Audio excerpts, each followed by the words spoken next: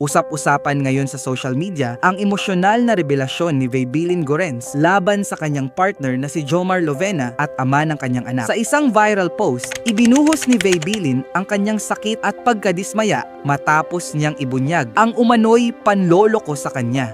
Ayon sa kanya, matagal na raw siyang may kutob pero pinili niyang manahimik at magtiwala hanggang sa isang punto na hindi na niya kayang balewalain ang mga nakita niyang mensahe at ebidensya. Mas lalong tumindi ang kanyang nararamdaman nang mapanood umano niya ang mga iskandalo at madiskubre ang dami ng babaeng sangkot. Para sa kanya, hindi lang ito simpleng pagtataksil kundi isang matinding paglabag sa tiwala at respeto bilang partner at ina ng kanilang anak. Ibinahagi rin niya ang kanyang pagkadismaya sa umano'y pagpapakita ng pagbabago ni Jomar. Ayon kay Vaybilin, kung totoo ang pagsisisi at ang sinasabing paglapit nito sa Diyos, bakit hindi nito nagawang aminin ang katotohanan noong siya ay nagtatanong pa lamang? Dahil sa revelasyong ito, mabilis itong kumalat online at naging sentro ng diskusyon. Marami ang nakisimpatya sa kanyang pinagdadaanan, habang ang iba naman ay nananawagan ng respeto at privacy, lalo na para sa kanilang anak na posibleng maapektuhan sa issue.